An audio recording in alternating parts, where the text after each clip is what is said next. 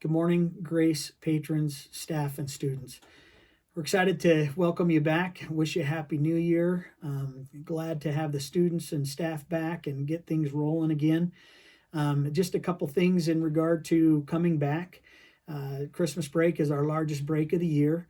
And so I know we've associated with people outside of our community in our family groups. And so just a reminder to monitor students for symptoms. To make sure that they're not running a temperature, they don't have a sore throat or cough.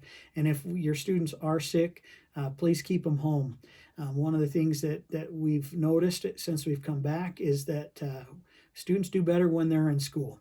And we've encouraged our teachers to take students at where they're at and to grow them academically. And we're starting to see those results. The key is, though, being able to stay in school, and we need your help in making sure that students don't come to school if they're sick. A couple of things that I wanted to talk about specific to activities. About 3 weeks ago, groups of stakeholders across the state, including the Idaho State School Board, as well as Idaho High School Activities Association, the Idaho Association of School Administrators, came together and created a proposal on allowing 2 spectators per participant for athletic events. In our district, we have made that 2 spectators per participant for our home team only, and not allowing any visiting fans. Now that we've had the proposal before the governor approved that proposal on December 30th. And Chairman McCurdy, and I met on the 31st. And submitted our assurance that we would follow these procedures so that we could allow 2 spectators for visiting fans, as well as cheerleaders, and 2 spectators for cheerleaders to attend our home events. And so I wanted to talk briefly about what those procedures and protocols are going to be and the requirements that are outlined in them. One of the things that's required is that if we cannot maintain social distancing while in our events, that masks are required. Another thing that it asks us to do is sanitation procedures between events, that we sanitize our bleachers, that we sanitize our gym and high-touch areas, as well as our restrooms.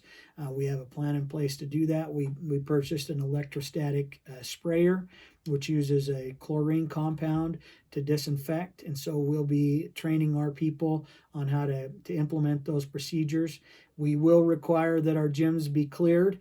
So if you come with a participant for junior varsity, then you'll be asked to leave so we can disinfect, and then you will be able to come back in if you have a participant at the varsity level. We're going to require that from visiting fans as well as home fans.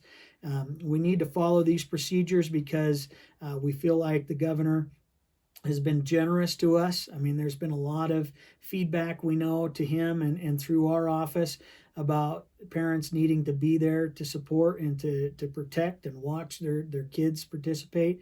And so that was a main reason for the proposal in the first place.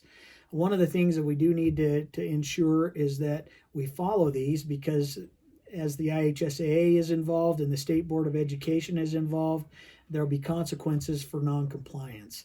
If we're non-compliant, the first thing we'll receive is a letter of reprimand from the State Board of Education. The second will be we'll have to forfeit that event, and the third, our season will be canceled for that sport for the winter season. So we do want to know what those procedures are. The Stage 2 protocols will be on the district website in conjunction with this video. So please go there and look at that. Mr. Draper and Mr. Brady will be communicating those through your coaches and through your teams.